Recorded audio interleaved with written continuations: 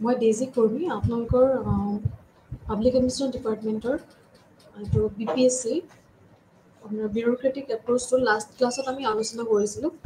চ' last ক্লাছত আছিলে আমাৰ যিখিনি এপ্ৰ'চ আমি পৰ্যায়ক্ৰমে আলোচনা কৰি আহিছোঁ। তো ইয়াৰে কিছুমান পাৰ্টছ আমি আধাকে আলোচনা কৰিছিলোঁ। চ' বিউৰক্ৰেটিক এপ্ৰ'চ যিখিনি ধাৰণা আছিলে বা লোক প্ৰশাসনত আমাৰ আমোলাতন্ত্ৰৰ যিটো ধাৰণা বা কনচেপ্ট, সেই কনচেপ্টটো আমি কেনেদৰে আগবাঢ়ি আহিছিলোঁ, ইয়াৰ মিনিংবিলাক, ইভলিউশ্যনবিলাক আৰু ইয়াৰ নেচাৰবিলাক আমি আগৰ ক্লাছত আমি আলোচনা কৰিছোঁ। ইয়াৰ পিছৰ পাৰ্টত আমি বিভিন্ন ইয়াৰ দিশবিলাক আমি আৰু আলোচনা কৰিম। চ' যিখিনি আমি ইন্ট্ৰডাকশ্যন আৰম্ভ কৰিলোঁ, কেনেকৈ আমোলাতন্ত্ৰ গঠন হয়, আমোলাতন্ত্ৰ কি হয়, বা কেনেদৰে যিখিনি আমাৰ কনচেপ্ট আছে, এই কনচেপ্টবিলাক অতীতৰ পৰা বৰ্তমান অৱস্থালৈকে কি অৱস্থাত পাইছে, আমোলাতন্ত্ৰ প্ৰকৃততে বৰ্তমান অৱস্থাত কেনেদৰে চলি আছে, সেই কনচেপ্টবিলাক আমি ষ্টেপ বাই ষ্টেপ আলোচনা কৰি আহিছোঁ। আৰু যিখিনি আমাৰ প্ৰি ৱেবাৰিয়ান কনচেপ্ট আছিলে, অৰ্থাৎ মেক্স ৱেবাৰক যিহেতু এই আমোলাতন্ত্ৰৰ পিতৃ হিচাপে কোৱা হয়, চ' তেওঁৰ আগতে যিবিলাক আমাৰ ফিলচফাৰ আছিলে, তেওঁলোকে তেওঁলোকৰ মতামতবিলাক বেলেগ বেলেগ ধৰণে আগবঢ়াই আহিছিলে। চ' লোক প্ৰশাসনৰ যিখিনি অধ্যয়নৰ পৰিসৰ, সেই অধ্যয়নৰ পৰিসৰত আমি আমোলাতন্ত্ৰৰ এটা বিশেষ ভূমিকা আমি দেখিবলৈ পাইছোঁ। আৰু ই এনেকুৱা এটা সংগঠন যিটো হৈছে অতিকৈ প্ৰভাৱশালী সংগঠন। This is a action part of a government. So' bureaucracy বুলি ক'লে আমি যিখিনি আমাৰ চৰকাৰৰ বা প্ৰশাসনৰ যিখিনি আমাৰ কাৰ্যবাহী যিটো পাৰ্ট, সেই কাৰ্যবাহী পাৰ্টটোক আমি ইয়াতে অন্তৰ্ভুক্ত কৰিব পাৰোঁ। চ' আমোলাতন্ত্ৰৰ যিটো অভিধান, সেই অভিধানটো প্ৰায় কিছুমান নকাৰাত্মক দৃষ্টিত ব্যৱহাৰ কৰা হয়। এই আমোলাতন্ত্ৰ অভিধাৰে সাধাৰণভাৱে অসামৰিক সেৱা বা বিষয়াসকলৰ কিছুমান আত্মসচেতন আৰু উচ্চ স্তৰৰ দৃষ্টিভংগী বৰ্ণনা কৰিবলৈ ব্যৱহাৰ কৰা হয়। চ' বেলেগ বেলেগ সময়ত ইয়াৰ বেলেগ বেলেগ আমি ইয়াৰ দিশ আমি দেখিবলৈ পাই আহিছোঁ। আৰু এই দিশবিলাকৰ ভিতৰত আমি বিভিন্ন ধৰণৰ ইয়াৰ কিছুমান দৃষ্টিভংগী বা বেলেগ বেলেগ ফিলচফাৰবিলাকৰ তেওঁলোকৰ দৃষ্টিভংগী আমি দেখা পাই আহিছোঁ। চ' ইয়াত যিখিনি আমি নেচাৰ ষ্টাডি কৰিছিলোঁ বা ইয়াৰ আমোলাতন্ত্ৰৰ প্ৰকৃতি হিচাপে যিবিলাক আমি দৃষ্টিভংগী আমি হাতত লৈছিলোঁ, বা তেওঁলোকৰ যিখিনি ধাৰণা আছিল বা সেই ফিলচফাৰবিলাকৰ যিবিলাক ধাৰণা আছিল, সেই ধাৰণাবিলাক যেতিয়া আমাৰ ছেকেণ্ড ৱৰ্ল্ড ৱাৰ ষ্টাৰ্ট পাছৰ পৰ্যায়খিনি আমি ইয়াত এটা গুৰুত্বপূৰ্ণ দিশ হিচাপে বা এটা ডেভেলপমেণ্ট ইছ্যু হিচাপে আমি আমাৰ ছ'চাইটিত আমি দেখিবলৈ পাইছিলোঁ। চ' ইয়াৰ ষ্টাডি হিচাপে, একাডেমিক ষ্টাডি হিচাপে Max Weber, Woodrow' Wilson, Frank Goodnow, Luther Gulick, Frederick Wilson Taylor আদিৰ দৰে আমি বিভিন্ন ফিলচফাৰৰ আমি বিষয়ে আলোচনা কৰি আহিছোঁ ইয়াৰ আগৰ ক্লাছত। চ' ইয়াৰ নেক্সট পৰ্যায়টো আমি আজি আলোচনা কৰিবলৈ আগবাঢ়িছোঁ। চ' আৰু কিছুমান আছিলে জে.এছ. মিল, তেওঁলোকৰ যিখিনি আমোলাতন্ত্ৰৰ ওপৰত বিবেচনা কেনেদৰে কৰিছিলে সেইখিনিৰ বিষয়ে। তাৰপিছত হেগেলছ বিউৰক্ৰেচি অফ দৃষ্টিভংগী, হেগেলছ বিউৰক্ৰেচি, তাৰপিছতে আমি কাৰ্ল মাৰ্ক্সৰ যিখিনি দৃষ্টিভংগী সেইখিনি আমি আলোচনা কৰিলোঁ। আজি আমি আলোচনা কৰিম প্ৰথম পৰ্যায়টো হৈছে ইয়াৰ পাৱাৰ এলিট ধাৰণা, আৰু তাৰপিছতে মেক্স ৱেবাৰৰ যিখিনি পদ্ধতি আছিলে, কেনেদৰে তেওঁ আমোলাতন্ত্ৰৰ বিষয়ে আমাক যিখিনি মতামত বা যিখিনি তেওঁ দিশ দেখুৱাইছিলে বা যিখিনি উদ্দেশ্য বা ফিচাৰ্ছ লৈ তেওঁ আগবাঢ়িছিলে, সেইখিনিৰ বিষয়ে আমি আলোচনা কৰিম। চ' আমোলাতন্ত্ৰ হৈছে যে প্ৰশাসনীয় উদ্দেশ্যৰে এক নিৰ্দিষ্ট আৰ্হিৰ সামাজিক এটা সংগঠন। যিহেতু আমি জানো যে বিউৰক্ৰেচি বুলি ক'লে এটা আমাৰ প্ৰশাসনীয় য'ত উদ্দেশ্য থাকে, এটা নিৰ্দিষ্ট আমাৰ লক্ষ্য থাকে, সেই লক্ষ্যৰ আৰু আৰ্হিৰ এটা সামাজিক সংগঠন। আৰু ঊনবিংশ শতিকাত প্ৰায় জাৰ্মান সমাজতত্ত্ববিদ মেক্স ৱেবাৰৰ এক সাংগঠনিক আৰ্হি হিচাপে আমোলাতন্ত্ৰৰ ওপৰতে তেওঁ এটা পদ্ধতিগত আৰু বিশ্লেষণভাৱে তেওঁ এটা অধ্যয়ন আগবঢ়াইছিল। আৰু সেইবাবে তেওঁক আমি ইয়াৰ আমোলাতন্ত্ৰ বা আমাৰ যিটো বিউৰক্ৰেচি বুলি কওঁ, সেই বিউৰক্ৰেচি তেওঁক ফাদাৰ বুলি কোৱা হয়। মেক্স ৱেবাৰৰ পূৰ্বে দ্য মাৰ্ক্স আৰু বেলেগ বেলেগ আমি ফিলচফাৰৰ কথা কৈছোঁ, F.W. টাইলৰ, লুথাৰ গুলিগ, আজি বিভিন্ন ধৰণৰ ফিলচফাৰে তেওঁলোকৰ বিজ্ঞানসন্মত যিখিনি দৃষ্টিভংগী, সেই বিজ্ঞানসন্মত দৃষ্টিভংগী আমাৰ আমোলাতন্ত্ৰৰ বিষয়ে আমাক আগবঢ়াই আহিছে। চ' ইয়াৰ পিছতো আমি ক'ব পাৰোঁ যে বেলেগ আৰু কিছুমান আভ্যন্তৰীণ দিশ আছে যিবিলাক ৰাজনীতি আৰু সংগঠনবিলাকত আমাৰ বিশেষভাৱে অতি গুৰুত্বপূৰ্ণভাৱে আমি আজি ব্যৱহাৰ কৰি আহিছোঁ।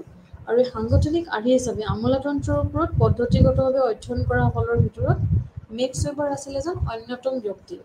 চ' তেওঁৰ মতে হৈছে নিযুক্তিপ্ৰাপ্ত বিষয়াসকলৰ এক প্ৰশাসনিক সংস্থা। ই হৈছে নিযুক্তিপ্ৰাপ্ত বিষয়াৰ এক সমষ্টি, এক নিৰ্দিষ্ট স্বতন্ত্ৰ গোট যাৰ দ্বাৰা কৰ্মৰাজি আৰু প্ৰভাৱ সকলো ধৰণৰ সংগঠনতেই বিদ্যমান হৈ পৰে। Bureaucracy is an administrative body of appropriate officials.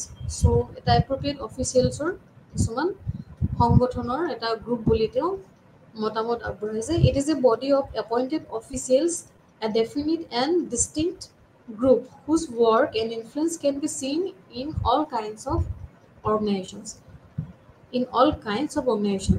চ' তেওঁলোকে ইয়াৰ বিভিন্ন ধৰণৰ গ্ৰুপবিলাকৰ একেলগে নিৰ্দিষ্ট লগ হৈ কিদৰে বিভিন্ন ধৰণৰ অফিচিয়েলছ এপইণ্ট হয়, তেওঁলোকে নিজৰ নিজৰ ডেফিনিট নিজৰ যোগ্যতা অনুসৰি যিখিনি কৰ্মৰাজি কৰে সেই কৰ্মৰাজিবিলাকৰ এটা সংগঠন বুলি তেওঁ মতামত আগবঢ়াইছে।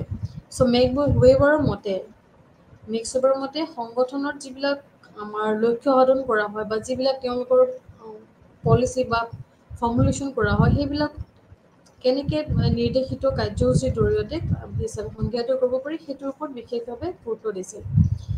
আৰু যেতিয়া ইয়াতে কামবিলাক আৰম্ভ কৰা হয়, এটা প্ৰশাসনত বা প্ৰশাসীয় যিবিলাক বিষয়ববীয়া আছে তেওঁলোকৰ কাৰ্যভাৰ অনুসৰি অতিক্ৰমগতভাৱে পৰ্যায় আৰু বেলেগ বেলেগ পৰ্যায় থাকে তেওঁলোকৰ, আৰু সেইবিলাকৰ বেলেগ বেলেগ বিভাগ থাকে। আৰু এনেদৰে তেওঁলোকে বিভিন্ন এটা বেলেগ বেলেগ স্তৰত তেওঁলোকে ভাগ বিতৰণ কৰি লোৱা হয়। আনহাতে যিবিলাক চৰকাৰী বিষয়া থাকে সেই চৰকাৰী বিষয়াসকলক তেতিয়া অধিক্ৰমগতভাৱে চৰকাৰৰ দ্বাৰা নিয়ন্ত্ৰিত নোহোৱাকৈ আৰু প্ৰশাসন কাৰ্য চলাই যায়, আৰু তেনে শাসন ব্যৱস্থাক আমোলাতন্ত্ৰৰ শাসন বুলি কোৱা হয়। এই আলোচনাৰ পৰা ক'ব পাৰি যে আমোলাতন্ত্ৰ শাসন এদল অৰ্হতাসম্পন্ন অসামৰিক বৃত্তিক শ্ৰেণী বা প্ৰফেশ্যনেল ক্লেনৰ জৰিয়তে আৰু য'ত অধিক্ৰমগতভাৱে গঠিত হৈ চলোৱা এটা শাসন কাৰ্য বা প্ৰশাসন কাৰ্য। আমোলাতন্ত্ৰই যোগ্যতাসম্পন্ন অসামৰিক বৃত্তি শ্ৰেণীক বুজায়। তেওঁলোকৰ এটা পাৰ্টিকুলাৰ যোগ্যতা থাকিব লাগিব, য'ত তেওঁলোকে সেই পাৰ্টিকুলাৰ যোগ্যতা অনুসৰি সেই বৃত্তিটো কৰিবলৈ উপযুক্ত এজন হ'ব লাগিব। এই বিষয়াসকলে নীতি নিয়ম মানি চলি দেশৰ প্ৰশাসন বা ৰাজ্যৰ প্ৰশাসনৰ সকলো কাৰ্যবিলাক নিয়াৰিকৈ চলাই যায়। আৰু এনেধৰণৰ কাৰ্যত আত্মীয়তা, স্বজনপ্ৰীতি বা সদয় ভাৱ আদি থাকিব নোৱাৰে। এই শ্ৰেণীৰ বিষয়াসকলক যিবিলাক তেওঁলোকৰ কোৱালিটি, ইফিচিয়েঞ্চি এইবিলাকৰ ওপৰত ভিত্তি কৰি বা এইবিলাক পদ্ধতিৰ জৰিয়তে নিৰ্বাচন কৰি নিযুক্তি দিয়া হয়। চ' আমোলাতন্ত্ৰৰ কিছুমান এই দিশবিলাক আমি বৰ্তমান অৱস্থাত আমি দেখিবলৈ পাই আহিছোঁ। চ' যিখিনি আমাৰ ধাৰণা আছে, প্ৰথম আমাৰ আলোচনা মতে আমাৰ ষ্টাডি মেটেৰিয়েলছত লিখা আছে যিখিনি আমাৰ পাৱাৰ এলিট গ্ৰুপছত আমি পাই আছোঁ যিখিনি অভিজাত ধাৰণা, সেই অভিজাত ধাৰণা মতে আমি দেখিবলৈ পাইছোঁ কাৰ্ল মাৰ্ক্সৰ কিছুমান ভিউ। তেওঁ প্ৰথমতে ক'ব বিচাৰিছে যে যিখিনি প্ৰধান শ্ৰেণী তত্ত্ব আছে বা অৰ্থনৈতিক প্ৰধান শ্ৰেণীৰ ওপৰত যিখিনি ভিত্তি কৰি গঢ় লৈ উঠাৰ বিপৰীতে তেওঁৰ যিখিনি তত্ত্ব আছিলে সেই তত্ত্ববিলাক ৰাজনৈতিকভাৱে প্ৰভাৱশালী শ্ৰেণীৰ ওপৰত ভিত্তি কৰি গঢ় লৈ উঠিছে।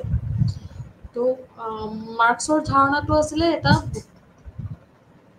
অৰ্থনৈতিক প্ৰধান শ্ৰেণী, অৰ্থাৎ তেওঁ ইকনমিকেলি যিটো তেওঁ ক্লাছ ষ্ট্ৰেটিফিকেশ্যনৰ ওপৰত তেওঁ ভিত্তি কৰি তেওঁৰ যিটো ধাৰণা সেই ধাৰণাটো গঢ়ি উঠিছিলে। কিন্তু সেই ধাৰণাৰ আৰু অলপ আগত মস্কা বুলি এজন ফিলচফাৰ আছিলে। চ' একৰ্ডিং টু মস্কা তেওঁৰ প্ৰধান শ্ৰেণী তত্ত্ব আছিলে যিটো ক্লাছ তেওঁ ডিভিজন আছিলে। সেই ক্লাছ ডিভিজনটোৰ বিষয়ে তেওঁ কৈছিলে যে ৰাজনৈতিকভাৱে প্ৰভাৱশালী শ্ৰেণীৰ ওপৰত যিখিনি ভিত্তি কৰা হয় সেই ওপৰতহে আমাৰ এখন ছ'চাইটি গঢ় লৈ উঠাটো অতি প্ৰয়োজন, বা ৰাজনৈতিকভাৱে প্ৰভাৱশালী শ্ৰেণীৰ যিটো ক্লাছ ডিষ্ট্ৰিবিউশ্যন তাত পলিটিকেল এটা ইনফ্লুৱেঞ্চ থাকে, আৰু সেইখিনি ভিত্তি কৰিহে সমাজ এখন গঢ় লৈ উঠে বুলি তেওঁ মত প্ৰকাশ কৰিছিলে। চ' এইখিনি কণ্টেষ্টত তেওঁ আগবঢ়াইছিলে যে পাৱাৰ এলিট অভিজাত যিটো ধাৰণা একৰ্ডিং টু 1939 যিখিনি তেওঁ প্ৰকাশ কৰিছিলে, সেই প্ৰকাশত তেওঁ শাসক শ্ৰেণীৰ বিষয়াসকলৰ যিখিনি শাসন আছিলে সেই শাসন পদ্ধতিত আমোলাতন্ত্ৰই তেওঁলোকে শাসক বুলি চিহ্নিত কৰে। আৰু মস্কাই মত প্ৰকাশ কৰিছিল যে চৰকাৰসমূহক দুটা ভাগত পৃথক কৰিছিল, যথা সামন্তীয় আৰু ব্যৱসায়িক ধৰণে। ৰাজ্যখন হৈছে এটা ৰাজনৈতিক সংগঠন য'ত অৰ্থনৈতিক, ন্যায়িক, প্ৰশাসনিক আৰু সামৰিক বাহিনীৰ দৰে কাৰ্যবাহী কাম একেজন ব্যক্তিয়ে কৰিব। চ' তেওঁ একৰ্ডিং টু মস্কা তেওঁৰ মতামত আগবঢ়াইছিলে যে যিহেতু এখন আমোলাতন্ত্ৰ আমাৰ এটা ৰাজনৈতিক সংগঠন, সেই ৰাজনৈতিক সংগঠন বা ৰাজনৈতিক শ্ৰেণী লোকলৈ তেওঁ লৈ গৈছিলে আৰু য'ত তেওঁ মত প্ৰকাশ কৰিছিলে য'ত অৰ্থনৈতিক আৰু ন্যায়িক যিখিনি আমাৰ দেশ আছে আৰু প্ৰশাসনিক যিবিলাক কাম কাজ আছে আৰু সামৰিক বাহিনীৰ দৰে যিবিলাক আমাৰ কাৰ্যবাহী কাম আছে সেই কামবিলাক একেজন ব্যক্তিয়ে কৰিব। আৰু তদুপৰি মস্কাই আমোলাতন্ত্ৰৰ এই বিষয়টো বা যিটো বিউৰক্ৰেচি সেই ব্যৱস্থাটোক শাসকীয় শ্ৰেণীৰ এক অখণ্ড অংশ হিচাপে গঠন কৰা ৰাজহুৱা বিষয়াসকলৰ এটা সংস্থা হিচাপে তেওঁ স্বীকৃতি দি আছিল। চ' একৰ্ডিং টু মস্কা আধুনিক ৰাজ্যত ৰাজহুৱা প্ৰশাসনত যিখিনি আমাৰ অন্যতম সংজ্ঞাত বৈশিষ্ট্য আছে সেই বৈশিষ্ট্য হিচাপে ব্যৱসায়িক বিজ্ঞানৰ যিখিনি ক্ষমতাশালী ধাৰণা আছে সেই ধাৰণাবিলাক অসাধাৰণ সমৰ্থন হিচাপে ইয়াক লোৱা হৈছিলে। তথাপিও কি হৈছিলে মস্কাই যিখিনি আধিপত্য বিস্তাৰ কৰা প্ৰৱণতাৰ ওপৰত পৰ্যবেক্ষণ কৰে সেয়ে ভোটৰ ব্যৱস্থাৰ পৰামৰ্শ দিয়ে আৰু যিয়ে সমাজত বৈচিত্ৰ্যপূৰ্ণ আগ্ৰহক প্ৰতিফলিত কৰিব পাৰে। যিটো আমাৰ ভোটিং ছিষ্টেম বা পাব্লিকৰ জৰিয়তে এজন আমি অফিচাৰ আমি চুজ কৰিব পাৰোঁ বা এটা ভোটিং ছিষ্টেমৰ জৰিয়তে কেনেদৰে আমি এটা সমাজৰ বৈচিত্ৰ্যপূৰ্ণ আগ্ৰহ এটা প্ৰতিফলিত কৰিব পাৰোঁ সেই বিষয়ে তেওঁ বিশেষকৈ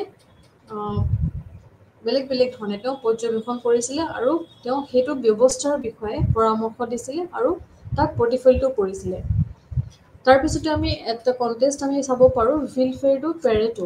ভিলফ্ৰেডো পেৰেটোৱে কি হৈছিলে মস্কাৰ তত্ত্বৰ বিষয়ে বিস্তৃত কিছুমান চিন্তাবিদসকলৰ ভিতৰত এনে এজন অভিজাত শ্ৰেণীৰ প্ৰচলন তত্ত্বৰ সৈতে ওলাই আহিছিল যিয়ে এই অভিজাত শ্ৰেণীৰ এটা গোটক আন এটা গোটৰ সলনি কৰাৰ তত্ত্বৰ ওপৰত গুৰুত্ব আৰোপ কৰিছিল। তো এইখিনি তেওঁলোকে কি কৰিলে আচলতে অভিজাতসকলে যিহেতু এই যিটো প্ৰচলন কৰিছিলে সেই প্ৰচলনৰ উদ্দেশ্য আছিল নতুন আৰু স্থায়ী ধাৰণাসমূহৰ এটা নিৰন্তৰ অন্তঃসংযোগ আৰু একত্ৰীকৰণ কৰা। আৰু তেওঁলোকে যিহেতু এইটো ধাৰণা কৰিছিলে তো সেই প্ৰসংগত আৰু এজন চিন্তাবিদ আছিলে ভিলফ্ৰেডো পেৰেটো।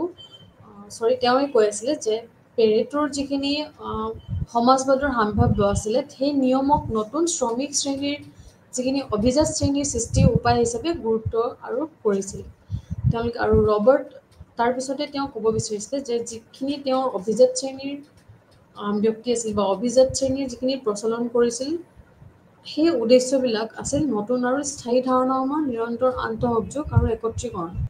এই প্ৰসংগত পেৰেটোৱে সমাজবাদৰ যিখিনি বা সমাজবাদৰ সাম্ভাব্য নিয়মক এটা এটা লেবাৰ ল' হিচাপে বা শ্ৰমিক শ্ৰেণী হিচাপে বা লেবাৰ ক্লাছ হিচাপে বা বেলেগ এটা ক্লাছ ছিষ্টেম হিচাপে অভিজাত শ্ৰেণীক সৃষ্টিৰ উপায় হিচাপে গুৰুত্ব আৰোপ কৰিছিল।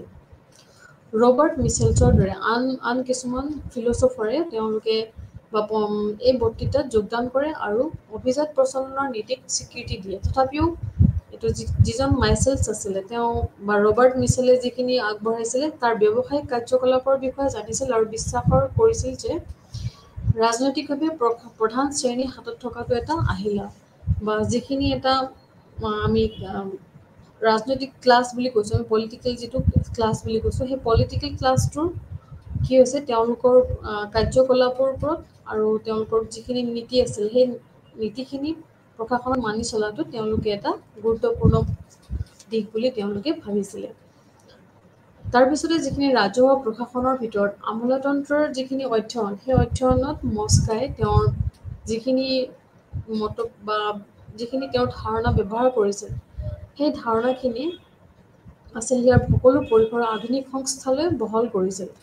আৰু মিছেলছৰ আৰু মস্কা এই দুয়োজনে যিহেতু ইয়াৰ এটা কণ্টেষ্ট হিচাপে আমি পাঠ্যক্ৰমত পাই আহিছোঁ তো তেওঁলোকে কি কৰিছিলে ক্ষমতা প্ৰশাসন আৰু কৰ্তৃত্বৰ যিখিনি সমাজ বিজ্ঞানৰ ওপৰত এটা সীমিত কৰি আৰু তেওঁলোকৰ সেই কামখিনি ক্ষমতা আৰু কৰ্তৃত্বৰ যিখিনি কাম আছিল সেই কামখিনি সমাজ বিজ্ঞানৰ ওপৰত নিজৰ কাম সীমিত কৰি তুলিছিল আৰু সেই বিষয়টো গভীৰভাৱে আৰু ৰাজনৈতিকভাৱে বা আৰু সাংগঠনিক মাত্ৰাৰ যিখিনি তেওঁলোকে বিষয়বস্তু লৈছিলে সেই বিষয়বস্তু গোটেইখিনি একেলগে লগ কৰাৰ এটা চেষ্টা কৰিছিল আৰু মিছেলছৰ যিখিনি তেওঁৰ ভিউজ আছিল সেই ভিউজখিনি মস্কাৰ লগত সীমিত কৰি ৰাখিছিলে। চ' দুইজনৰ মাজত যিখিনি আমাৰ কৰ্মবিভাজন আমি দেখা পালোঁ একৰ্ডিং বিউৰ'ক্ৰেচিক লৈ, চ' তেওঁলোকে যিখিনি আমাৰ প্ৰশাসনৰ নীতি নিয়ম আছিলে বা তেওঁলোকে কেনেদৰে ক্ষমতাবিলাক ইউজ কৰিব লাগে বা কৰ্তৃত্বৰ যিখিনি তেওঁলোকৰ দায়িত্ববোধ আছে, সেই দায়িত্বখিনি প্ৰত্যেকজনে প্ৰশাসকে সমাজ বিজ্ঞানৰ সকলো ক্ষেত্ৰতেই তেওঁলোকৰ দায়বদ্ধতাখিনি সীমিত কৰি ৰাখিছিল আৰু সেই ভিউজবিলাক বা সাংগঠনিক মাত্ৰাৰ যিখিনি তেওঁলোকৰ পৰীক্ষাত আছিল, সেই গোটেইখিনি তেওঁলোকে পৰীক্ষা কৰি তেওঁলোকে এটা বৈজ্ঞানিক দৃষ্টিভংগীৰে গোটেইখিনি আলোচনা কৰিছিল। তাৰপিছত আমি মেক্স ৱেবাৰ আমি বিউৰ'ক্ৰেটিক যিটো পদ্ধতি, সেই পদ্ধতিত আমি আলোচনা কৰিম। আমাৰ পাঠ্যক্ৰমত আমাৰ যিদৰে মেনশ্যন আছে যে মেক্স ৱেবাৰৰ ওপৰত যিটো বিউৰ'ক্ৰেটিক পদ্ধতি, সেই ৰাজনৈতিক আৰু সাংগঠনিক মাত্ৰাৰ জৰিয়তে যিখিনি আমাৰ সমাজ বিজ্ঞান বিশ্লেষণ আৰু আমোলাতন্ত্ৰৰ বিশেষত যিখিনি মেক্স ৱেবাৰে এক সামগ্ৰিক প্ৰভাৱ পেলাইছে।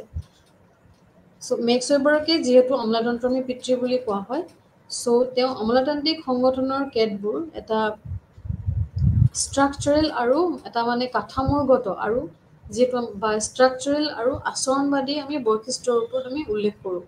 যেনেদৰে যিখিনি আমাৰ ডিভিজন অফ ৱৰ্ক আছে বা হাইৰাৰ্কি আছে, ৰুলছ আছে, কিছুমান ৰেচনেলিটি আছে, চ' সেইবিলাকৰ ওপৰত মেক্স ৱেবাৰে বেছিকৈ গুৰুত্ব আৰোপ কৰিছিল। ৰাজনৈতিক আৰু সাংগঠনিক মাত্ৰাৰ সৈতে জড়িত সমাজ বিজ্ঞান বিশ্লেষণ আমোলাতন্ত্ৰৰ বিকাশত মেক্স ৱেবাৰে এক সামগ্ৰিকভাৱে তেওঁ প্ৰভাৱ পেলাইছিল। চ' তেওঁৰ ধাৰণাত আৰু ঐতিহাসিক বিশ্লেষণে ৰাজনীতি আৰু সমাজৰ সৈতে প্ৰশাসনৰ যিটো এটা সংস্থা, এটা প্ৰশাসনিক সংস্থা হিচাপে আমোলাতন্ত্ৰক সংযোগ স্থাপনৰ এক তাত্ত্বিক তেওঁ গ্ৰীপ হিচাপে প্ৰদান কৰিছিল। আৰু তেখেতে একৰ্ডিং টু মেক্স ৱেবাৰ দৃঢ়তাৰে কৈছিল যে যুক্তিবাদীকৰণৰ প্ৰক্ৰিয়াটো আছিল আধুনিক সমাজৰ নিৰ্ণায়ক কাৰক। আৰু তেওঁ বিচাৰি উলিয়াইছিল যে যুক্তিবাদে ৰাজনৈতিক, সামাজিক আৰু অৰ্থনৈতিক জীৱনক গভীৰভাৱে সোমাই গৈছিল, যাৰ ফলত আধুনিকীকৰণৰ যিটো পথ, সেই পথটো আমি প্ৰশস্ত দেখিবলৈ পাইছোঁ বা প্ৰশস্ত হৈ আছিল।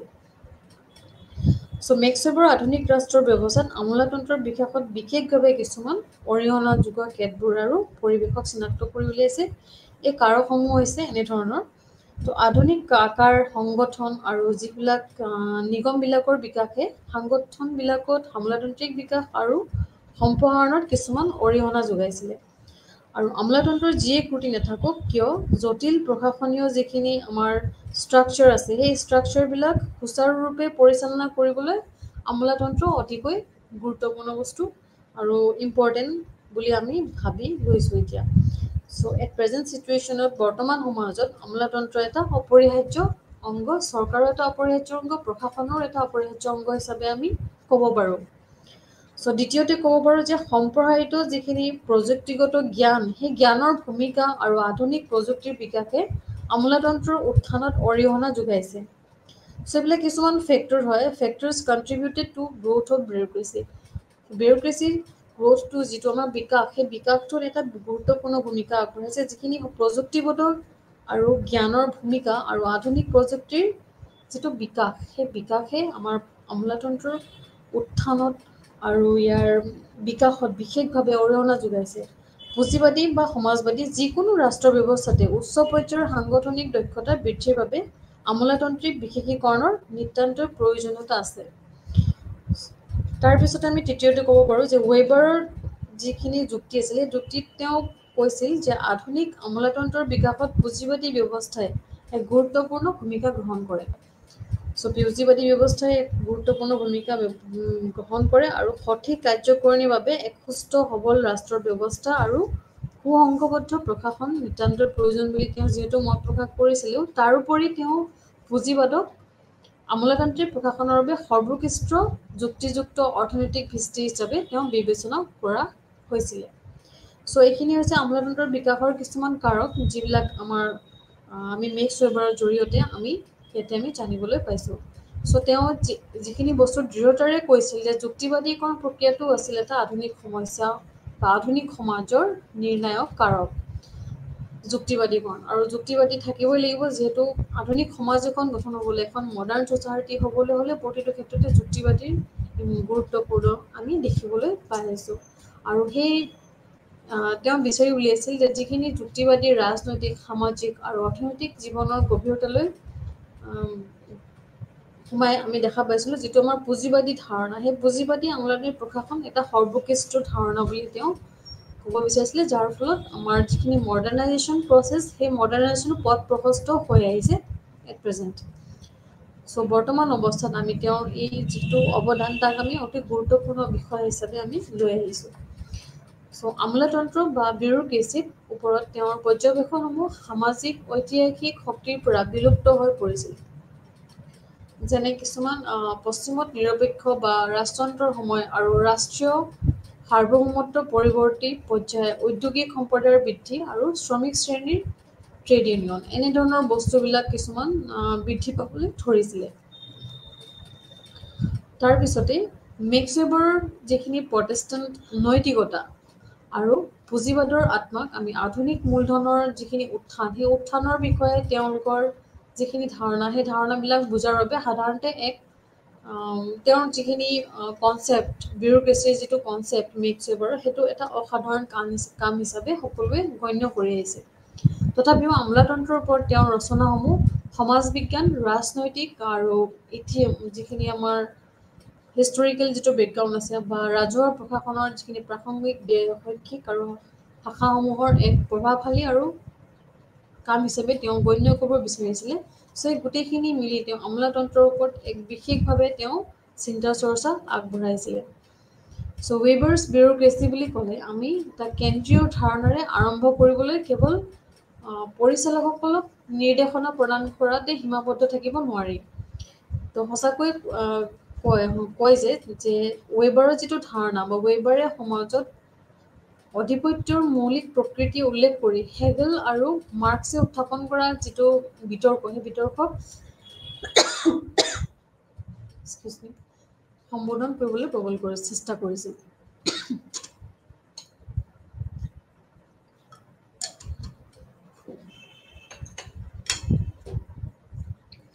চ' ৱেবাৰৰ ধাৰণাটো মতে তেওঁ এটা চেণ্ট্ৰেল ইছ্যু হিচাপে লৈছে। তেওঁৰ সেই ধাৰণা আৰম্ভ কৰাৰ পিছৰে পৰা সকলো ধৰণৰ যিবিলাক আমাৰ প্ৰশাসনীয় পৰিচালক আছিলে সেই পৰিচালকসকলক নিৰ্দেশনা প্ৰদান কৰাত সীমাবদ্ধ থাকিব নোৱাৰি বা সঁচাকৈ তেওঁৰ যিটো সমাজৰ আধিপত্যৰ মৌলিক প্ৰকৃতি উল্লেখ কৰিছিল আৰু ছ'চাইটি এখনত কেনেদৰে প্ৰশাসনীয় কামবিলাক আগবাঢ়ি যাব পাৰি বা হেগেলৰ যিটো দৃষ্টিভংগী আছিলে কাৰ্ল মাৰ্ক্সৰ যিবিলাক দৃষ্টিভংগী আছিলে সেই সকলোবিলাক তেওঁ পৰ্যায়ক্ৰমে আলোচনা কৰি এটা বেলেগ এটা তেওঁৰ আমাৰ দিশ এটা বা ৰূপ এটা আমাক আমোলাতন্ত্ৰৰ বৈশিষ্ট্য তেওঁ দেখুৱাইছিল।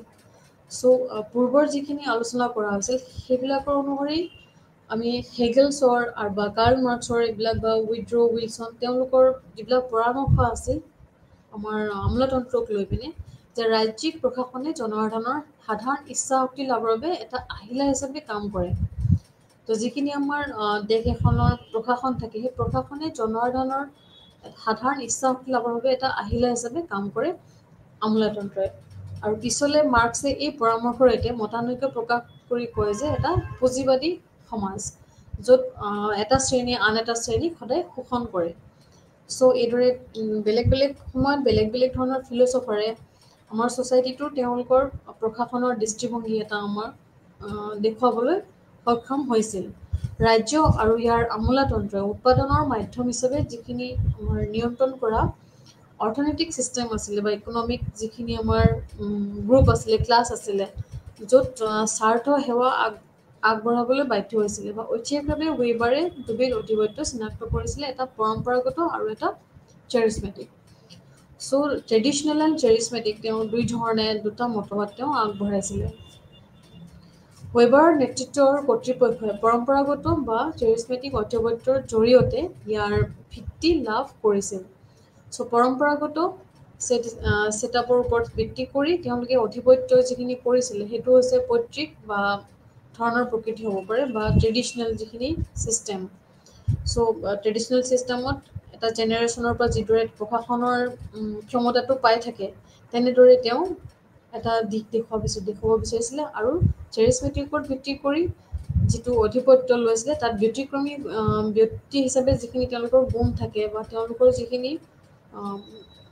তেওঁলোকৰ যিখিনি ক্ষমতা থাকে বা তেওঁলোকৰ যিখিনি এফিচিয়েঞ্চি আনন্দ কোৱালিটি থাকে সেই কোৱালিটিৰ ওপৰত ভিত্তি কৰি এজন নেতাৰ বৈশিষ্ট্য সূচাইছিল চ' ৱেবাৰে যুক্তিগত নীতি যেনেদৰে যুক্তিগত কাৰ্যদক্ষতা আৰু কাৰণৰ ওপৰত ভিত্তি কৰি এটা নতুন সাংগঠনিক গাঁথনিৰ পৰামৰ্শ দিছিলে চ' যিখিনি আমাৰ ৱেবাৰেন আমাৰ ছিষ্টেম আছে সেই ৱেবাৰেন ছিষ্টেমৰ সংস্কৰণত এইটো আইনী আৰু যুক্তিসংগত কৰ্তৃত্ব বুলি কোৱা হয় আৰু এইটোকে আমি কি এটা হলমাৰ্ক সভ্যতা হিচাপে এনে এটা সংস্থাক আমি চিহ্নিত কৰি আহিছোঁ চ' এইদৰে তেওঁ বিভিন্ন ধৰণে আমাৰ বিভিন্ন ষ্ট্ৰাকচাৰেল ফিচাৰ্ছ আৰু যিখিনি বিহেভিয়াৰেল ফিচাৰ্ছক লৈ পিনে আমাৰ সমাজ এখনৰ ক্ষমতা প্ৰশাসনৰ ওপৰত তেওঁ বেলেগ এটা দৃষ্টিভংগী আমাক বা শ্ৰেণী এটাত আমাক দেখুৱাই থৈ আহিছে চ' একৰ্ডিং টু মেক্স ৱেবাৰ তেওঁৰ আইডিয়েল টাইপ অফ বিউৰক্ৰেচি কিছুমান দিশ আমি আলোচনা কৰিম যিখিনি আমাৰ মধ্যযুগীয় যুগ আছে মধ্যযুগীয় যুগৰ সংগঠন আছিল সেই সংগঠনসমূহত কি হৈছিলে পৰম্পৰাগতভাৱে বা চেৰিছমেটিক নেতৃত্বৰ ওপৰত ভিত্তি কৰি কিছুমান দিশ গঢ় লৈ উঠিছিলে আৰু শাসনৰ যিখিনি আমোলাগত ৰূপ আছিল সেই ৰূপটো আধুনিকীকৰণ আৰু সংগঠনৰ এক অনিবাৰ্য আৰু সৰ্বব্যাপী পৰিঘটনা আৰু ইয়াৰ অনুভূত গুণৰ বাবে ইয়াক প্ৰশংসা কৰা হৈছিলে বিভিন্ন ক্ষেত্ৰত প্ৰশংসা কৰা হৈছিলে আৰু আত্মীয়তা য'ত কি হৈছিলে আত্মীয়তা সম্পৰ্ক প্ৰথাগত আৰু পৰম্পৰাগত প্ৰাপ্যতা ইত্যাদি নিৰ্বাচন বা যিখিনি পদৰ ভিত্তি নাছিলে অনুগত্য আছিল নেতাৰ প্ৰতি ব্যক্তি হিচাপে কিন্তু এটা পদ হিচাপে নহয় এজন ব্যক্তি হিচাপে এটা অনুগত্য প্ৰকাশ কৰিছিল তেওঁ পদটোক চাই তেওঁ অনুগত্য প্ৰকাশ কৰা নাছিলে চ' যিখিনি শিল্প সমাজ আছিলে বা গণতান্ত্ৰিক জাতি বুলি কোৱা হয় বা ৰাষ্ট্ৰৰ আগমনৰ লগে লগে চৰকাৰ আৰু যিখিনি ইয়াৰ আন আন দিশসমূহৰ সংগঠন আছিলে সেই দিশসমূহৰ সংগঠন সলনি কৰিবলৈ আৰম্ভ কৰিলে আৰু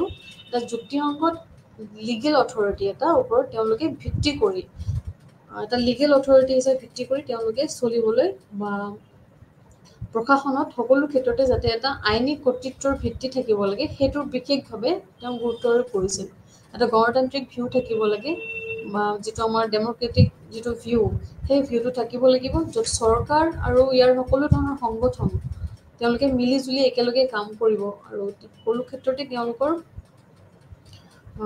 দুখ ক্ষতিসমূহ চোৱা বা যুক্তিসংগত সকলো নীতি ক্ষেত্ৰতে তেওঁলোকে যুক্তিসংগতভাৱে আলোচনা পৰামৰ্শ কৰিবলৈ এটা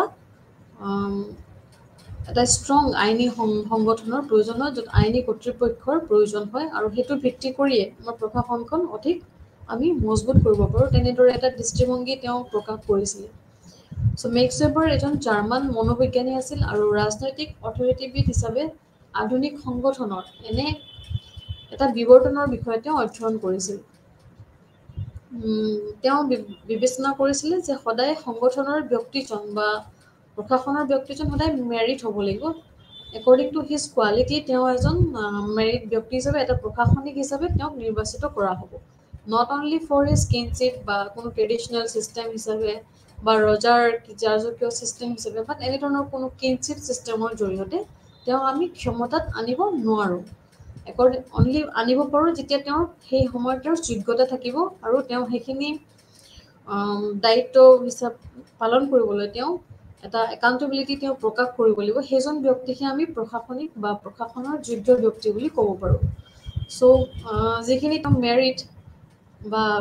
মেৰিট আৰু কিনশ্বিপ ছিষ্টেমৰ বিষয়ে তেওঁ কৈছে সেই বিষয়টো আমি বিশেষভাৱে ইয়াতে আমাৰ মেক্স ৱেবাৰ বিউৰক্ৰেটিক ছিষ্টেমত আমি বুজিবলৈ সক্ষম হৈছোঁ চ' ব্যক্তিৰ প্ৰতি নহয় পদৰ প্ৰতি অনুগত্য চ' আমি ব্যক্তিজনী পদৰ প্ৰতি অনুগত্য হ'ব নোৱাৰোঁ আমি তেওঁৰ যিটো পদ সেই পদটোৰ প্ৰতি অনুগত্য হ'ব লাগিব আৰু পৰম্পৰাগত যিখিনি জ্ঞান আছে সেই জ্ঞানৰ প্ৰতি নিয়ম আৰু নিয়মৰ প্ৰতি প্ৰাধান্য ইত্যাদিবোৰৰ ওপৰত তেওঁলোকেও বেলেগ বেলেগ ধৰণে বিকশিত সংগঠনৰ বৈশিষ্ট্য লৈ তেওঁলোকে আগবাঢ়ি আহিছে যেনে যোগ্যতা বুলি ক'ব পাৰোঁ যিখিনি অপ্ৰয়োজনীয়তা নিৰপেক্ষতা অস্পষ্টতা আৰু কাৰ্যক্ষমতা অৰ্থনীতি আৰু যিখিনি সামগ্ৰী আছিলে সেই সামগ্ৰী ব্যক্তিগত খৰচ ঐক্য কঠোৰ অধীনস্থতা আদিৰ ওপৰত তেওঁলোকে বিশেষভাৱে তেওঁ এটা বিশ্লেষণাত্মক অধ্যয়ন কৰিছিলে চ' ৱেবাৰ্ছ আইডিয়েল টাইপছ অফ থিয়ৰী তাৰপিছতে আমি কিছুমান ইয়াৰ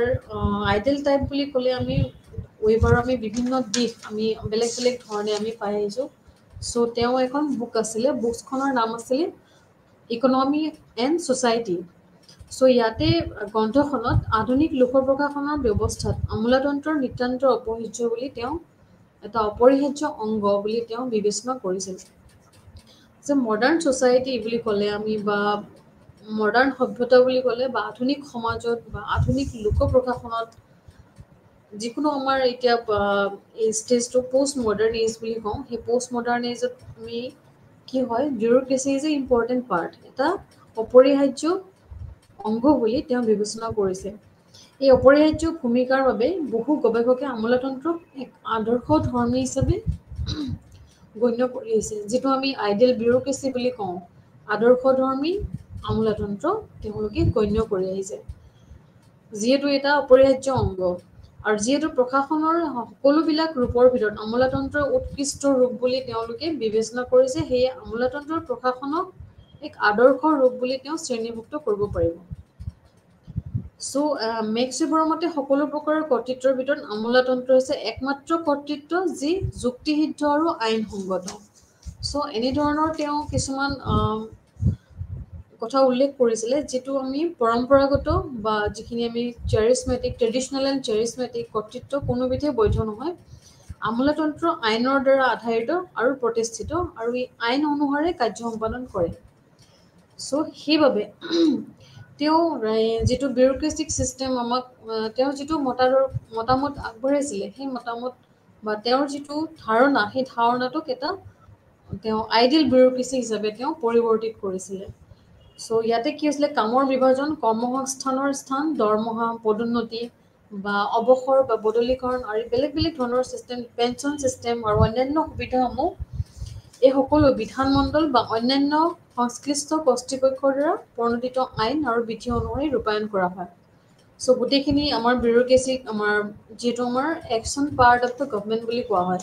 চ' ইয়াতে গোটেইখিনি কাৰ্য সম্পাদন কৰা হয়, কামৰ বিভাজন কৰা হয়, দৰমহা, পদোন্নতি, অৱসৰ, বদলীকৰণ, পেঞ্চন গোটেইখিনি সুবিধা আৰু সমূহ এই বিধানমণ্ডল বা অন্যান্য সংশ্লিষ্ট কৰ্তৃপক্ষৰ দ্বাৰা প্ৰণোদিত আইন আৰু বিধি অনুসৰি ৰূপায়ণ কৰা হয়। এই প্ৰক্ৰিয়াসমূহ আমোলাতন্ত্ৰৰ আদৰ্শ ৰূপটোৰ পটভূমি হিচাপে নিৰ্বাচন কৰিছে। আমোলাতান্ত্ৰিক কৰ্তৃত্বৰ প্ৰধান উৎস হৈছে সুনিৰ্মিত আইন ব্যৱস্থা কৰা, ৱেল বিল্ড লিগেল ছিষ্টেম। এটা আমি যিহেতু আগতে কৈ আহিছোঁ, এটা ষ্ট্ৰং আইনী এটা কৰ্তৃপক্ষ থাকিব লাগিব। এজন আমোলা বিষয়াই বা এজন বিউৰ'ক্ৰেটিকে আইনৰ দ্বাৰা তেওঁৰ ওপৰত ন্যস্ত কৰা দায়িত্বহে সম্পাদন কৰে। চ' এজন বিউৰ'ক্ৰেটিয়ে তেওঁক যিখিনি দায়িত্ব দিয়া হয়, অকল সেইখিনি কামহে তেওঁ দায়িত্ব হিচাপে তেওঁ সম্পাদন কৰে। স্বাভাৱিকতে এনেধৰণৰ চৰকাৰক আদৰ্শ চৰকাৰ বুলি কোৱা হয়। চ' সেইবাবে এটা আদৰ্শৰ চৰকাৰ বুলি বা ৱেবাৰ্ছ আইডিয়েলছ টাইপ বিউৰ'ক্ৰেচি আমি ইয়াত এটা বৈশিষ্ট্য হিচাপে ক'ব পাৰোঁ। চ' আমোলাতন্ত্ৰত যিখিনি হাইৰাৰ্কি ছিষ্টেম আছে, অধিক্ৰমৰ যিখিনি এক স্পষ্ট ব্যৱস্থা বিদ্যমান, যাৰ অৰ্থ হ'ল প্ৰত্যেকজন আমোলাই তেওঁৰ যিখিনি যাৱতীয় অৰ্হতা থাকিলেও উচ্চ পদবীলৈ পদোন্নতিৰ সুযোগ থাকিব পাৰে। চ' যেতিয়া আমোলা এজনৰ তেওঁলোকৰ সেইটো পদ অনুসৰি তেওঁৰ যোগ্যতাটো হৈ যায় বা তেওঁ সেই যোগ্যতালৈ এটা অৰ্হতা পোৱাৰ পাছত সেই অৰ্হতাটো পোৱালৈ তেওঁ আন এটা পদ পাবলৈ তেওঁ উপযুক্ত হয় কেতিয়াবা, যদিহে তেওঁ সেইটো পদৰ বাবে উপযুক্ত হয়। আৰু সেই পদৰ বাবে উচ্চ পদবীলৈ তেওঁ কেতিয়াবা পদোন্নতি হোৱা দেখা যায়।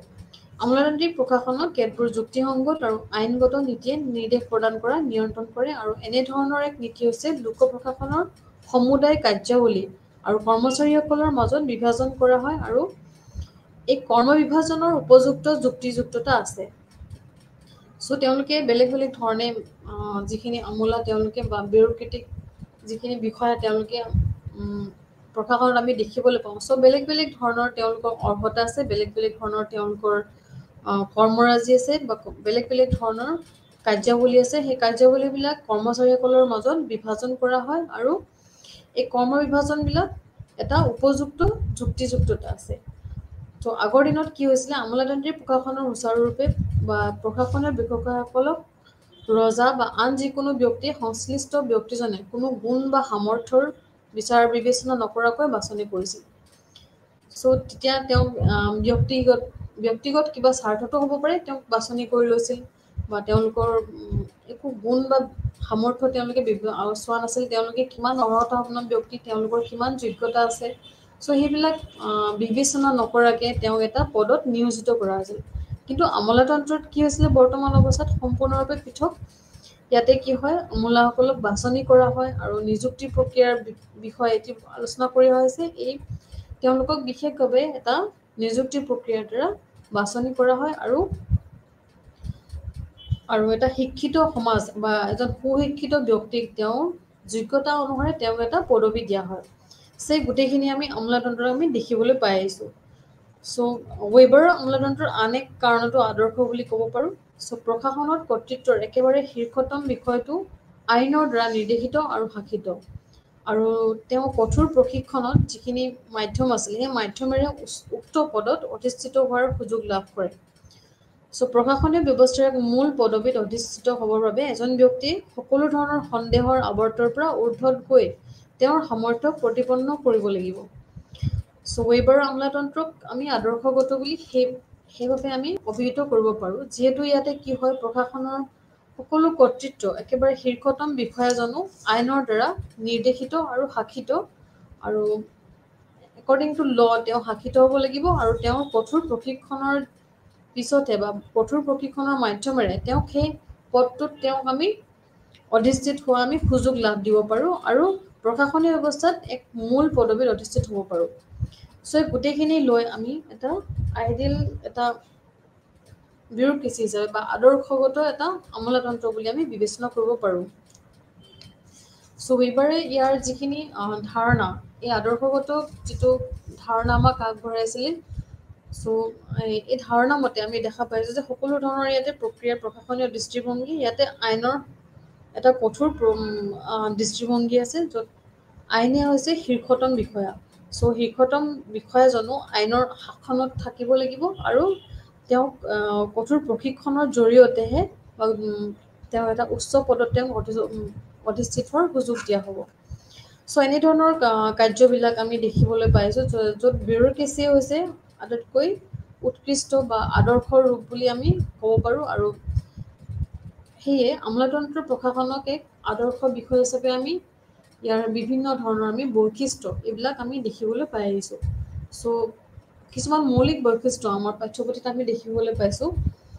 চ' কিছুমান ফিচাৰ্ছ আমি ইয়াত ক'ব বিচাৰোঁ যে কৰ্তৃত্বৰ যিটো স্তৰ, প্ৰথমতে ক'ব পাৰি কৰ্তৃত্বৰ স্তৰ বুলি ক'লে ইয়াৰ যিখিনি উচ্চ স্তৰতা, অধীনস্থতা, এটা ক্ৰম ব্যৱস্থা আছে। তাৰপিছতে আমি ডিভিজন অফ লেবাৰ বুলি ক'ব পাৰোঁ, যিখিনি আমাৰ কৰ্ম বিভাজন, শ্ৰম বিভাজন বুলি কোৱা হয়। ইয়াৰ অৰ্থ হ'ল কাৰ্যক্ষমতা উন্নত কৰিবলৈ বিভিন্ন লোকক চৰকাৰী প্ৰক্ৰিয়াৰ দ্বাৰা বা তেওঁলোক বিভিন্ন কামৰ অংশ হিচাপে তেওঁলোকে নিযুক্তি কৰা হয়।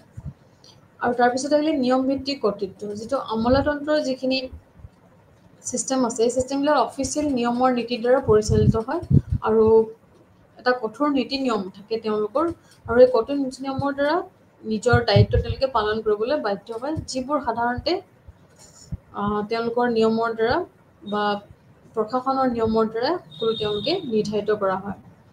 আৰু লিখিত নথি পত্ৰ, যিবিলাক ৰিটেন নথি পত্ৰ থাকে।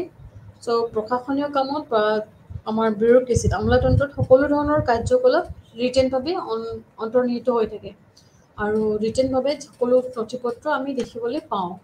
চ' আধুনিক কাৰ্যকলাপ পৰিচালনাত যিখিনি নথি পত্ৰ থাকে বা অফিচিয়েল আমাৰ যিখিনি কাৰ্যকলাপ থাকে, যিহেতু বেলেগ বেলেগ কৰ্ম বিভাজন, আমি প্ৰশাসনীয় বিষয়াসকলো বেলেগ বেলেগ, চ' বেলেগ বেলেগ ধৰণে তেওঁলোকৰ সকলো নথি পত্ৰ বা লিখিত হিচাপে আমি কাৰ্যালয়সমূহত দেখা পাওঁ, আৰু যদিহে লিখিতভাৱে নাথাকে, ত' কাৰ্যালয় পৰিচালনাত আমি বিভিন্ন ধৰণৰ ত্ৰুটিবিলাক আমি দেখা পাওঁ। আৰু আধুনিক কাৰ্যালয়ত যিখিনি আমাৰ মডাৰ্ণ ছিষ্টেম আছে, সেই অফিচ ছিষ্টেমত আমি পৰিচালনাত লিখিত নথি পত্ৰৰ ওপৰত ভিত্তি কৰি কৰা হয়, য'ত অফিচিয়েলৰ কাম স্পষ্টভাৱে নিৰ্দিষ্ট কৰি দিয়া হৈছে, যে কোনজন ব্যক্তিয়ে এখন অফিচত কেনেদৰে কোনটো কাম কৰিব বা কোনটো ডিপাৰ্টমেণ্টে কোন ধৰণৰ কাম কৰিব, সেই গোটেইখিনি অফিচিয়েলি ৰিটেন এটা নথি পত্ৰ থাকে। তাৰপিছত আমি ক'ব পাৰিম বিশেষ কাৰ্যালয় ব্যৱস্থাপনা। বিশেষ এটা যিখিনি তেওঁলোকে আমোলা সংস্থাটো থাকে, সেই সংস্থাসমূহত প্ৰাৰ্থীৰ যিখিনি কাৰিকৰী অৰ্হতা হওক, তেওঁলোকৰ এডুকেশ্যনেল নলেজ হওক, দক্ষতা হওক, আৰু যিখিনি তেওঁলোকৰ কৰ্মক্ষমতা, সেই কৰ্মক্ষমতাৰ ওপৰত ভিত্তি কৰি, তেওঁৰ এক্সপিৰিয়েঞ্চৰ ওপৰত ভিত্তি কৰি বিষয়াসকলক তেওঁলোকৰ বিশেষজ্ঞতা নিৰ্বাচন আৰু পদোন্নতিৰ ওপৰত ভিত্তি কৰি কিছুমান তেওঁলোকক বিশেষ ব্যৱস্থাপনা কৰা হয়, যাৰ জৰিয়তে কি হয়, আমি এটা দক্ষ বিষয়া আমি লাভ কৰিব পাৰোঁ। যিকোনো কাৰ্যালয় এখনত যেতিয়া আমি দক্ষতাপূৰ্ণ এজন বিষয়া পাওঁ বা অৰ্হতা সম্পন্ন কাৰিকৰী বিষয়া পাওঁ, তেতিয়া সেইটো ব্যৱস্থা আমি অতি উন্নত ব্যৱস্থা বুলি ক'ব পাৰোঁ।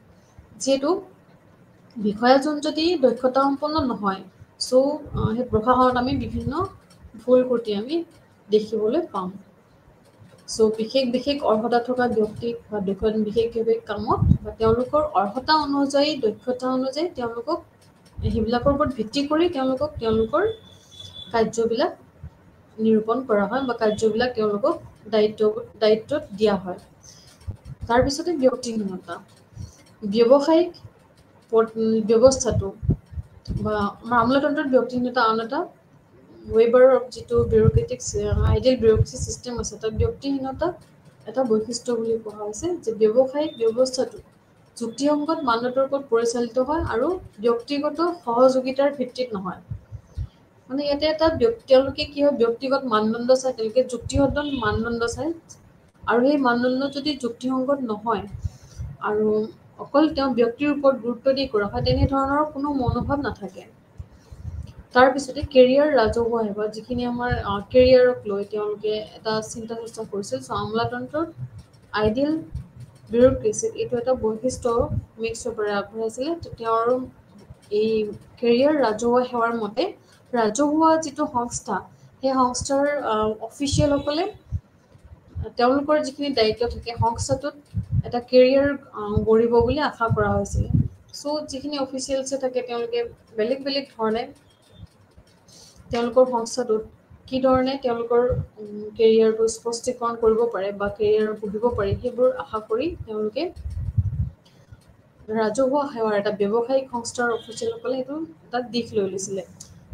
তাৰপিছতে পদ্ধতিগত যিখিনি নিৰ্দিষ্টকৰণ আছিলে, ইয়াতে কি হয়, আইডিয়েল বিউৰক্ৰেচিত মিক্স পেপাৰে এটা স্পষ্ট নিয়ম আৰু বিধিসমূহে সংগঠনৰ যিখিনি সদস্য থাকে তেওঁলোকক, এই সদস্যসকলে সন্মুখীন হোৱা বিভিন্ন পৰিস্থিতি বা বিভিন্ন সমস্যাবিলাক ফেচ কৰিবলৈ বা ফেচ কৰাৰ ক্ষেত্ৰত এটা আনুষ্ঠানিক আৰু যিখিনি কৌশল লাগে, যিখিনি ছিষ্টেম লাগে তেওঁলোকক, সেইখিনি সংজ্ঞায়িত কৰিবলৈ কিমানখিনি তেওঁলোকে অনুসৰণ কৰিছে, সেই বিষয়ে গোটেই বস্তুবিলাক তেওঁলোকে সংজ্ঞায়িত কৰে বা লগ হৈ তেওঁলোকে আলোচনা কৰে, বিশ্লেষণ কৰে বৈজ্ঞানিক দৃষ্টিভংগীৰে। এটা পদ্ধতিগত নিৰ্দিষ্টকৰণ আইডিয়েল বিউৰক্ৰেচিৰ আন এটা বৈশিষ্ট্য।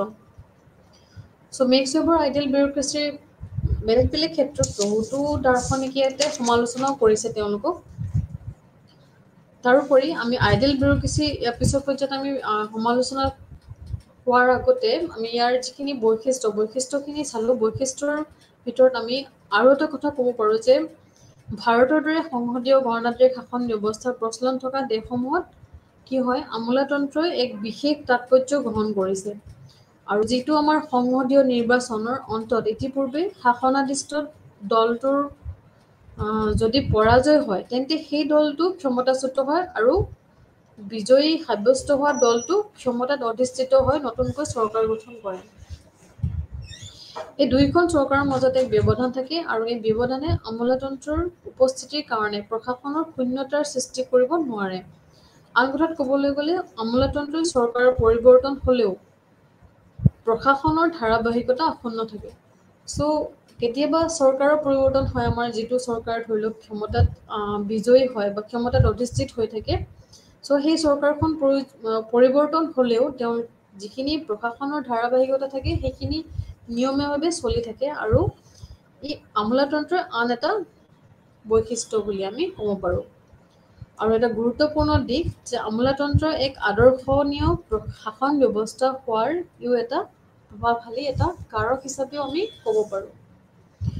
চ' যিখিনি আমি বৈশিষ্ট্যবিলাক পালোঁ আইডিয়েল ব্যুৰ'ক্ৰেচি মেক্স ৱেবাৰৰ ইয়াত বেলেগ বেলেগ সময়ত কিছুমান সমালোচকে বা দাৰ্শনিকে বিভিন্ন ধৰণে তেওঁলোকে সমালোচনাও কৰিছিল আৰু এই সমালোচনাৰ পৰা সকলোতো আধুনিক ৰাষ্ট্ৰত যিহেতু আমোলাতন্ত্ৰৰ বিশেষ গুৰুত্ব পাই আহিছে তো সমালোচনাও বেলেগ বেলেগ ধৰণে ইয়াতে কৰি আহিছে তেওঁলোকে চ' মেক্স ৱেবাৰৰ যিখিনি ধাৰণা আছিলে তেওঁৰ ধাৰণাখিনি সকলোৱে মানি লোৱা নাছিলে সকলো দাৰ্শনিকে মানি লোৱা নাছিলে আৰু আমোলাতান্ত্ৰিক যিটো তত্ত্ব আছিলে মাৰ্ক্সীয় বা মাৰ্ক্সৰ বাহিৰে আন আন চিন্তাবিদসকলে সমালোচনা কৰি তেওঁলোকৰ যিখিনি মত আগবঢ়াইছিলে তাৰে ভিতৰত আমি কেইটামান আলোচনা কৰিম চ' আমোলাতন্ত্ৰৰ কোনো এক নিৰ্দিষ্ট মানে ষ্ট্ৰাকচাৰ নাই বুলি তেওঁলোকে ক'ব বিচাৰিছে যে তেওঁলোকৰ কোনো ফিক্স ষ্ট্ৰাকচাৰ নাই মেক্স ৱেবাৰে কোৱাৰ দৰে আমোলাতন্ত্ৰৰ দৃঢ়ভাৱে এক স্থিৰ ষ্ট্ৰাকচাৰ নহয় আমোলাতন্ত্ৰৰ যিটো ষ্ট্ৰাকচাৰ তাৰ পৰৱৰ্তী পৰিস্থিতি সাপেক্ষ বা আমোলাতন্ত্ৰৰ পৰিচালনাই যি পৰিৱেশত ক্ৰিয়া কৰে সেই পৰিৱেশীয় পৰিৱৰ্তনৰ দ্বাৰা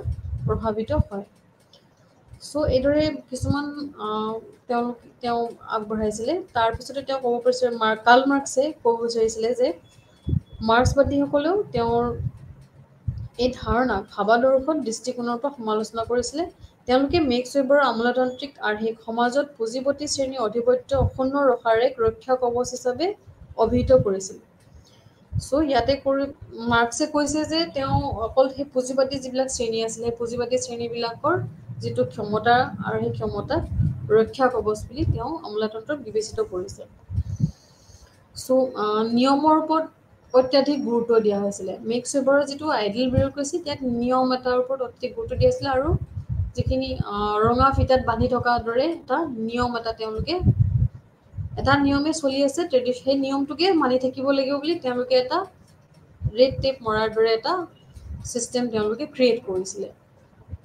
য'ত কোনো সংশোধনী নাই য'ত কোনো নেক্সট পৰ্যায়ৰ আলোচনা হ'ব নোৱাৰে তেনেকুৱা ধৰণৰ এটা নিয়ম আনিছিল যে এইটো পঢ়িবই লাগিব চ' এটা অনানুষ্ঠানিক গোটৰ তেওঁলোকে কেতিয়াবা সৃষ্টি কৰিছিলে তাৰপিছতে একৰ্ডিং টু ৰবাৰ্ট প্লেটুছ বিশ্বাস কৰিছিল যে এইটো উন্নয়নশীল জাতিসমূহৰ বাবে বা উপযুক্ত নহয় কাৰণ ই পশ্চিমীয়া সংস্কৃতিৰ পৰা অনুপ্ৰাণিত চ' যিহেতু আমাৰ এটা ডেভেলপিং কাণ্ট্ৰি চ' ডেভেলপিং কাণ্ট্ৰিৰ বাবে ব্যুৰ'ক্ৰেচিয়ে কেতিয়াও তেওঁলোকে ভাল শাসন হ'ব পাৰে বুলি তেওঁলোকে বিবেচনা কৰা নাছিলে চ' আমোলাতন্ত্ৰৰ স্থানভেদে বেলেগ বেলেগ ইয়াৰ বেলেগ বেলেগ ধৰণৰ ইয়াৰ ছিষ্টেম আমি দেখা পাইছোঁ প্ৰতিখন ৰাষ্ট্ৰতে নিজ নিজ সামাজিক পৰিৱেশৰ সৈতে সামঞ্জস্যপূৰ্ণ সমতান্ত্ৰিক ব্যৱস্থা বিদ্যমান হৈছে গতিকে ৰাষ্ট্ৰভেদে আনকি সময়ে সময়ে আমোলাতন্ত্ৰৰ স্বৰূপ সুকীয়া সুকীয়া হোৱাটোৱে স্বাভাৱিক নহয় so' according to Simon and March উল্লেখ কৰিছিল যে ৱেবাৰে নিয়মৰ দৰে মানৱীয় দিশবোৰ আওকাণ কৰিছিলে চ' কিছুমান তেওঁলোকে হিউমেন এপ্ৰ'চবিলাক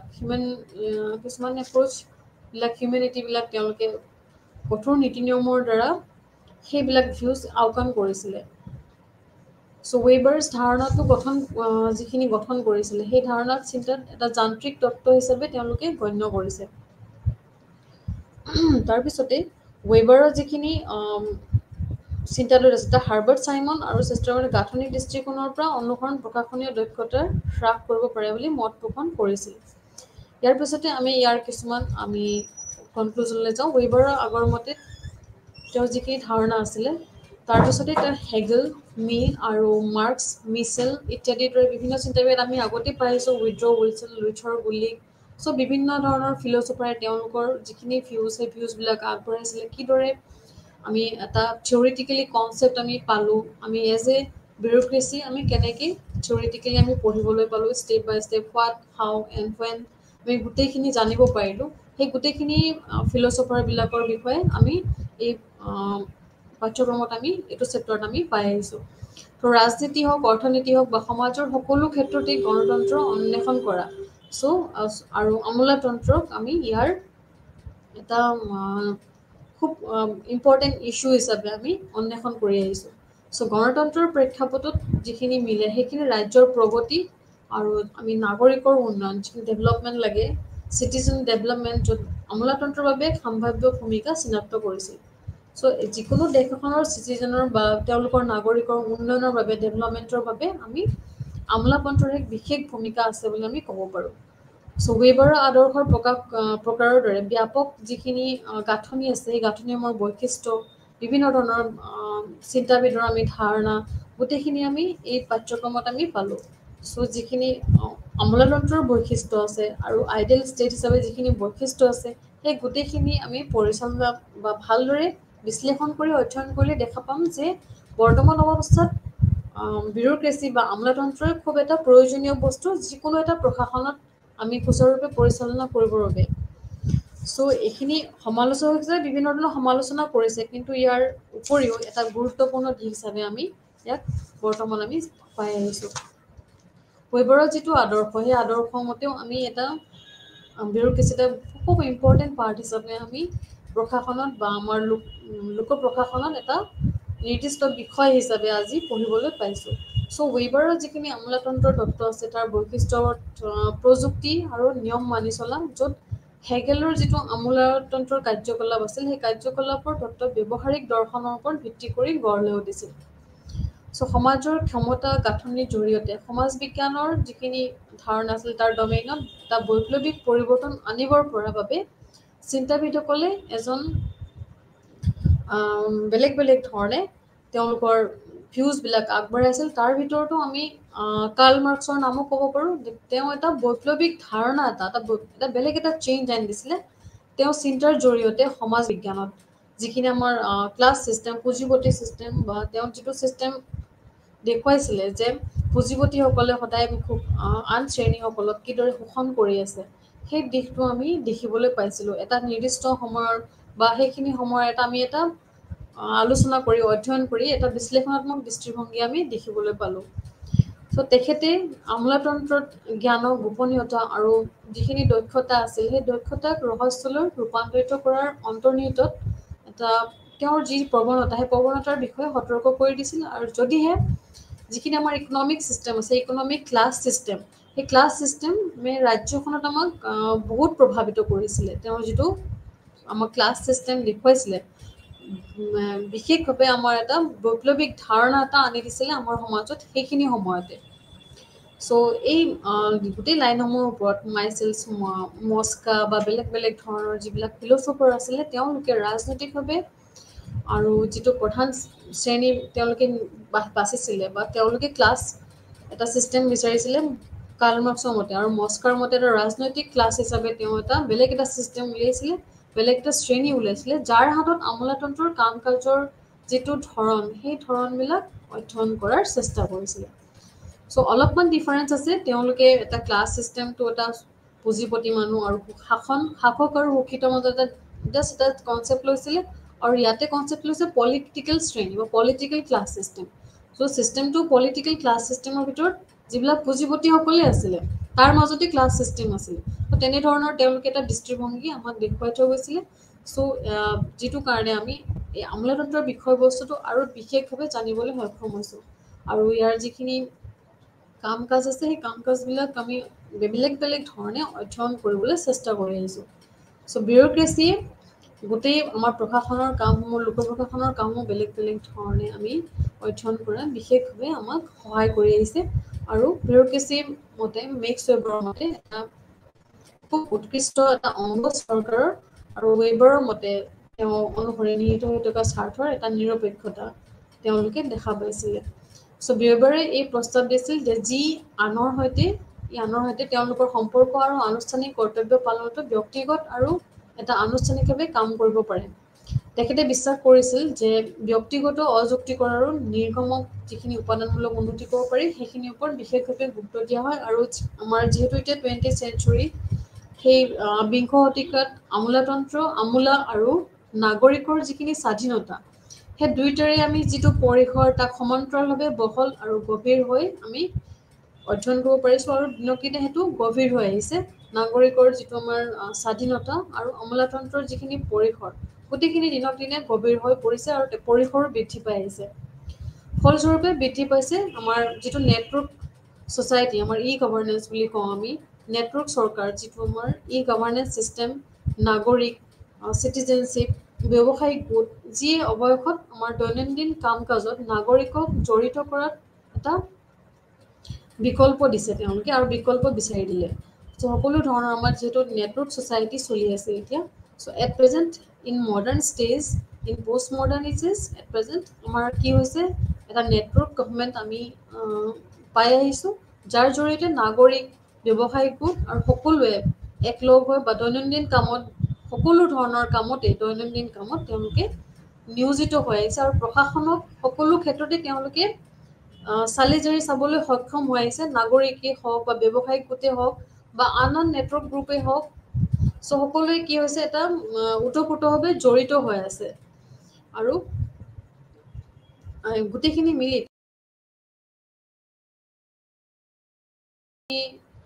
দৈনন্দিন কামত নাগৰিকক প্ৰতিটো ক্ষেত্ৰতে জড়িত কৰিবলৈ তেওঁলোকে অতি সহজে আগবাঢ়ি আহিছে।